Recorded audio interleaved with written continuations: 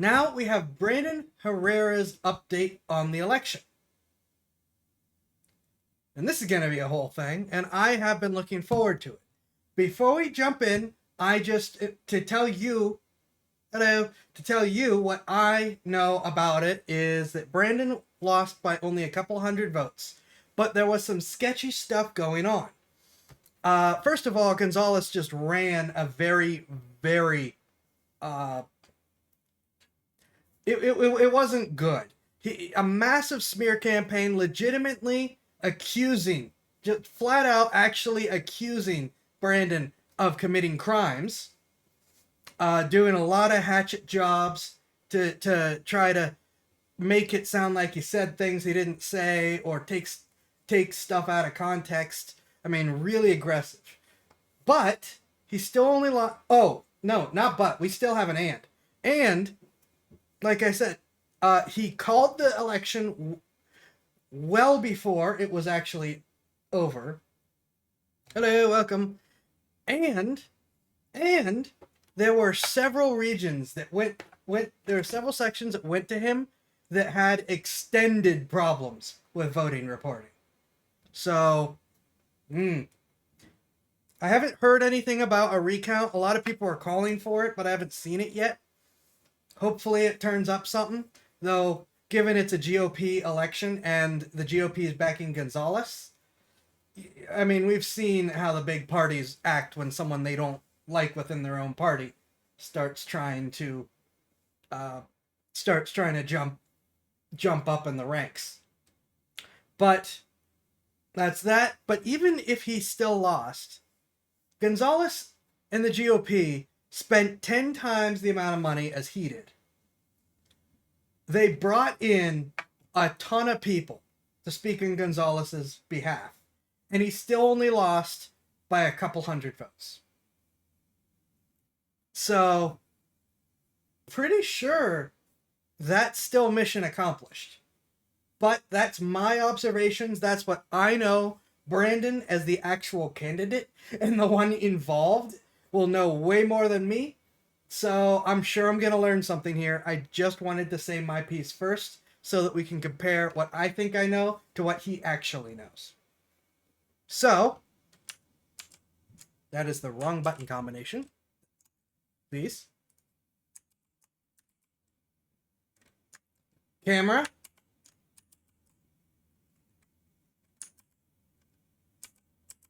Oh, I'm on the wrong thing. That is the problem. Okay. That's why it wasn't working right. So, with that said, I'm going to continue my dinner as we see what Brandon has to say about the election. Ladies and gentlemen, it appears that I have girl-bossed a little too close to the sun. Not again. So last August, I made the craziest decision of my entire life. That's why I'm running for Congress. But now the big day has come and gone. The election is done, and we won. I'm just kidding, we lost. But did we really, though? Yes, if you're being literal, we very much did. But I'm going somewhere with this, I promise. Low-key, it was closer than we had any right to be. Short term, though, that means Spicy Me is back. We are fucking back! We're back! Just kidding. Spicy Me clearly never went anywhere. So for those who don't know, catching everyone up to speed, last year I announced that I would be directly challenging my congressman, a Republican by the name of Tony Gonzalez, who had previously voted for gun control amongst several other issues that I had a bit of a problem with. I did this by opening the most... That includes things like an open border. Just for the record. insane several other issues that I had a bit of a problem with. I did this by opening the most insane chapter of my life to date and running against him for US Congress. This is Texas District 23, the congressional district that stretches all the way from San Antonio to El Paso, making it the biggest district in all of Texas and the biggest border district with Mexico in the entire United States. Now, the original primary election was held on March 5th with 5 people in the race. The incumbent, meaning the current congressman who holds that seat, Tony Gonzalez, and 4 challengers, including myself, who were competing to replace him in that seat. Now, statistically, winning that race outright was basically impossible. But I had a trick up my sleeve. You see, we didn't have to win, we just had to ensure that Tony didn't get above 50%. Because if he didn't achieve We need a copyright 50%, strike again. then that means according to Texas election law, he would be forced into what's called a runoff. U.S. District 23. So that seat currently belongs to Tony Gonzalez. We know that 4 people challenged him for the nomination, but right now it looks like this is going to go to a runoff. I love that smug little grin that Brandon has. Just like, yeah, I'm here. What are you going to do about it? People challenged him for the nomination, but right now it looks like this is going to go to a runoff. That's where instead of all 5 candidates competing for 1 seat, the incumbent then has to go into a 1 versus 1 special election with whoever came in second place. 2 Republican congressional candidates with opposing gun policy views in Texas are facing off in a high-stakes primary runoff today. So on March 5th, we succeeded, with Tony only getting 45% of the vote and us getting 25%. What happened next was the wildest 3 months of my entire life. I'll spare the details for now, but on the cliff notes, I've been running multiple businesses, this YouTube channel, the Unsubscribed podcast, finishing the AK-50 and more, while also in a 1v1 deathmatch with my sitting congressman. And I almost won. But now that we spent the whole video edging you, let's talk about the results. Despite the fact that they outspent us almost 10-1, despite the almost 9-month-long smear campaign the establishment waged against me, they almost lost to a YouTuber. How embarrassing. I would say we lost 51-49, but it's actually closer than that. With almost 800,000 people living in Texas District 23, we only lost by about 400 votes. On top of that, we actually won the majority of the counties in the district, 17 out of 29 to be exact. And we had the overwhelming support from the majority of the delegates from throughout the district. But all said and done, no need to huff copium, we did fall slightly short. But that begs the real question, what was our goal? I mean, going into this, we already knew this would be a radically uphill fight. We're going up against an incumbent, which right out of the gate makes this race damn near impossible because statistically, incumbents almost always win primary fights. They already have the name recognition, the support of the establishment, donors on speed dial. They already have a team in place. It's kind of like attacking a fortified machine gun nest, using only you, a couple of your boys, and sporks. The odds are not in your favor. But by winning second place in a primary and forcing them into a runoff election, we scared the dog shit out of the establishment. It's very clear from the way that the media talked about me before the election on March 5th, they considered me a joke candidate. A flash in the pan, nobody's serious, their investment was safe. But after March 5th, the game kind of changed. It looks like this is going to go to a runoff. 46% support with Tony Gonzalez. Suddenly, all of the biggest guns of the establishment were pointed directly at me. They realized the seat wasn't safe and that I was a threat. One of the things we wanted to ask him is what he thought about his race likely heading into a runoff. Just for a little bit of context, the last primary in this district, Tony walked away with 78% of the vote. Now he was down to almost half that, 45%, and forced into a special election. It was just a clear sign that the voters of the district were not happy with their elected representative and were willing to show up to the polls and voice their grievances. All said and done, about $10 million was spent in this race, dragging my name through the mud and attempting to assassinate my character. Not just by my opponent, but by outside groups who had a vested interest in, how would I say that, making sure somebody like me didn't get that seat. The DNC actually helped the GOP with this. But we had something on our side that they couldn't pay for. The grassroots, the volunteers, the genuine enthusiasm from people who wanted to make change for the better. And not just the people who wanted change, but the people who were willing to show up and put in the work to try to get it. So even though we had literally every card in the book stacked against us, I mean literally every one, the entire might of the establishment, $10 million spent attacking us. Even Matthew McConaughey and the Speaker of the fucking House coming down to try to take us out. We were still only 400 votes away. That's mind-blowing to me. Me, as somebody who has no political background, never held public office ever before in my life, never run for any sort of political office. The definition of a political outsider, going up against one of the best funded incumbents in the state of Texas, and then watching the establishment bombard us from orbit with all of their big money guns, from radio to TV to everything they could do, stacks of mail, everything. 400 votes. That's wild. Truth is, while we couldn't pull it off this time, I couldn't be more proud of all of you.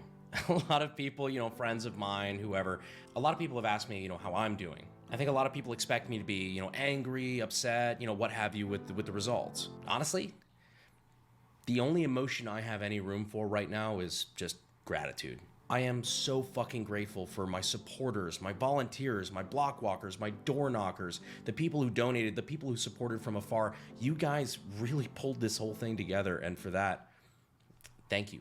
It can't be overstated what we did here, because I don't come from the political class. Like, I'm not, I am the opposite of what you would consider an establishment candidate. At the end of the day, I'm just a normal guy. In fact, I'm worse.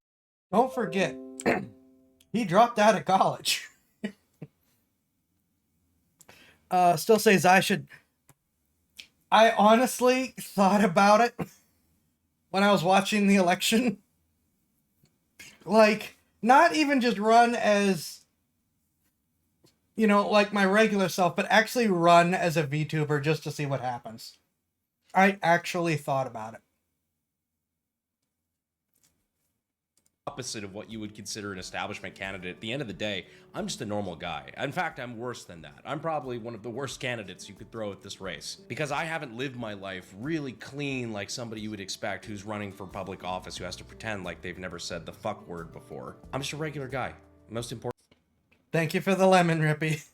Is that for my upcoming campaign fund?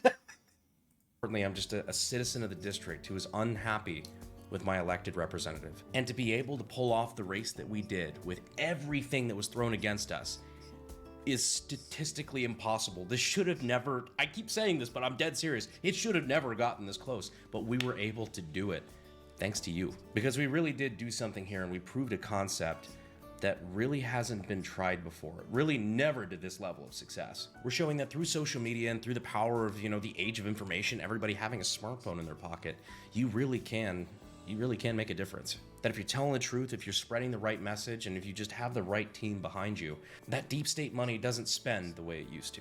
Now, there are two big things to cover in this real quick. One, I see a lot of people on YouTube and on Twitter and things like that, which Twitter was my favorite battleground of this race. I mean, if you didn't catch up with the Twitter escapades, dear God, bullying the establishment's become one of my favorite pastimes. There were a lot of people that weren't really familiar with how we ran this campaign, saying that, this was an online only thing. You shouldn't have just banked on YouTube and all these other things. I had been working my ass off these last few months behind the scenes in a lot of ways that most of you probably aren't familiar with, because we didn't really show it a lot online. We used YouTube, we used Twitter and everything for fundraising, which has been fantastic, and we appreciate that. But we also had a very heavy presence in person and through traditional media. Throughout the last couple months, we did over 100 in-person campaign events. Speaking engagements, things like that, in dozens of different cities, all throughout all 29 counties in District 23. And while we didn't have the money that the establishment was willing to throw at us, we did use whatever we had strategically. We invested in mailers and texts, digital, cable, satellite ads. We left no stone unturned and ran this as a guerrilla campaign to the best of our ability. And on that note, again, I do really just want to thank my team so much. I had one of the best teams you could ever ask for. People that I was privileged to be able to work with and would gladly work with again if we if we ever ended up doing this again. Which I'm happy to never have to do if I don't need to, but what I want has never been the most important factor in decisions like this. Now to the other big issue. Due to how close it was and a couple of inconsistencies due to the counting, the night of the election, a lot of people have been asking about a recount. I do not expect a recount to change the outcome of this election. Statistically, it's highly unlikely, and we don't have any real evidence of anything that we think would move the needle enough to be able to overturn the results. That being said, I still think Gonzalez could get caught with something if people started checking things, given the way some of the reporting went. Thing that we think would move the needle enough to be able to overturn the results. That being said, we are going through the process of requesting a formal recount. Well, YouTuber Brandon Herrera will request a recount in his Republican primary runoff election against U.S. Representative Tony Gonzalez. Recounts can be expensive, which is why we're doing it strategically. We've had a couple people reach out to offer to help to pay for part of it. And whatever else is left over, I'm happy to pay for out of pocket. Again, not because I think it's going to change the outcome of the election, but If there's a chance that the election results weren't tallied the way they should have been, I feel like I owe it to my supporters, my volunteers, the people who went to bat for me, to make sure that we've crossed every T and dotted every I. So again, don't hold your breath, but yes, that is currently taking place. So now to loop all the way back around to a question that I posed earlier. What the fuck was the goal of this whole thing? What were we trying to do? Now, obviously, I wouldn't have run if I didn't think that there Getting the establishment to blow $10 million seems like a pretty good goal, personally. was a chance that we could win, which we've proved that there was definitely a chance. But as far as the message that we just sent to DC, I think it goes above and beyond, like I said earlier, scaring the shit out of the establishment. That's awesome to do, don't get me wrong, down to do it any day of the week. That wasn't quite the entirety of the goal, though. It comes down to three real things. One, we made the establishment and the Uniparty spend a fuckload of money. They were probably planning to spend $2 to $3 million on this race. Because you got involved, and because we got this army of shit posters behind us that actually posed a tangible threat, they went in the hole about $10 million to keep this seat. Think about that for a minute. That's fucking incredible. The second part, and this actually ties into something that I've talked about on the channel before in reference to the race, we just fired a massive shot off the bow. I said this from day one, even if we didn't take the seat, and even if we didn't win this race, it's kind of like a throwback to King Leonidas in 300, talking to Xerxes. It's just a reminder that even a god king can bleed. See, this is the most my congressman has ever had to fight for his seat since he's been elected. And as we've talked about before, it was fucking tight. Like, this was a slugfest. And so what I'm hoping this is said loud and clear, and I have reason to believe that it has, is that, look, your constituents aren't happy with the way that you've been voting. The voters of the district want a strong conservative, somebody who's going to stand up for the Constitution, stand up for their rights, and that if the person in the seat isn't willing to be that, then we will stand up and we will see you at the polls. And I don't think that message clicked before, but I feel like it has now. I feel like we've proved it, even as much as they threw at us. It was about 50-50. At the bare minimum, even if you don't get voted out, it is going to be an ugly, bare knuckle, nails out kind of fight in the mud. Which brings me over to my third and final point. Now, this third thing is something that I've already been able to see with my own eyes, which gives me just a lot of hope. Third goal is to inspire hundreds, if not thousands of you, to take action in your own communities in your own way.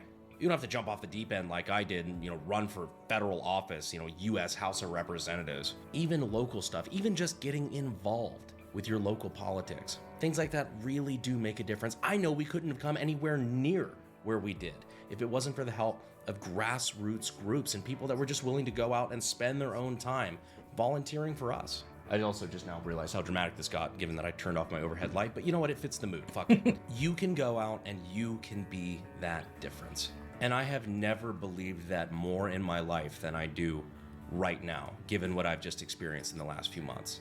It fucking matters. And I am so privileged to be able to see the amount of people who helped me with my campaign right here in the district. A lot of whom have never gotten involved in a political race before in their entire lives. Speaking directly to you now, I really hope you keep at it. It's easy to complain on the internet.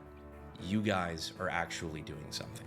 I know that in 2012, when Ron Paul originally ran for president, even though he didn't win, he inspired an entire new generation.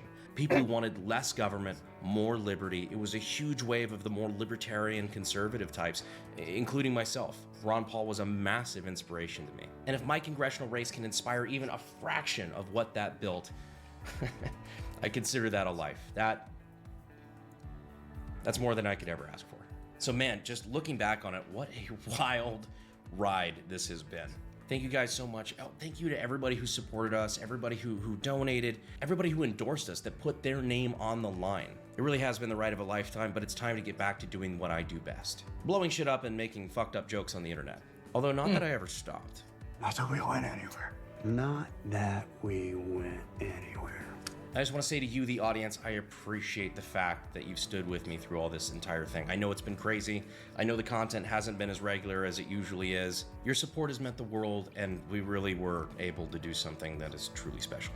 Oh, and I guess there's really no reason to sell Herrera for Congress shirts anymore. We're probably just going to do a last run of these, just kind of as just a final blowout, like just a I don't know what you'd call that, like a limited edition, like nostalgia kind of run. They're still available at Bunker Branding. I've got the links in the description and in the pinned comment. And while you're down in the description and in the pinned comment, you can always check out sdi.edu, where you can get your start in Had to gunsmithing sneak and weapons that in there. technology. Content's going back to normal in a couple days. In fact, I've got some new stuff planned, including some spicy stuff that I probably shouldn't have done while I was running that I've just kind of been saving up for now. So at the end of the day, we had a good run, put everything we had out on the table, and reminded Xerxes that he could bleed. So again, thank you guys so much for your support. Content goes back to normal next week, but I just, again, for the last time this video, I know I've been kind of mushy about it, but I just wanted to say I appreciate you. And I appreciate you staying all the way to the end. And I will see you sexy YouTube mother lovers in the next video. Thanks. That timing. What is...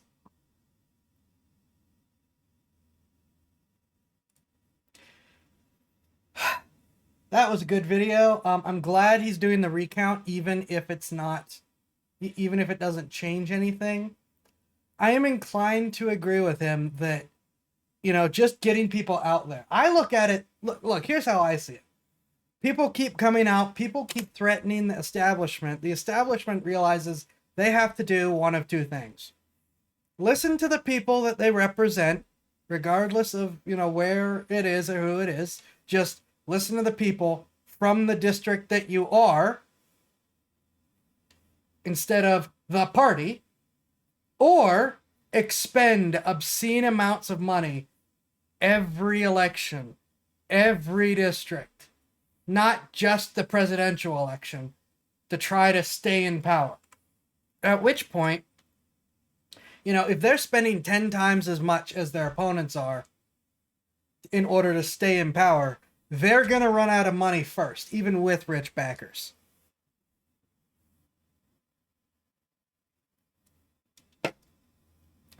Congrats, Brandon. It was a good election, and we can always keep our fingers crossed for the recount. Though, I mean, I know that you don't actually want to be... I know you don't actually want to have to deal with the swamp that is our government. But I know the rest of us would love to see you there. Hello, welcome. Congrats and best of luck in the future. We will continue to... what's the line? We will continue to watch your career with great interest. I don't think I have a lot else to add to that.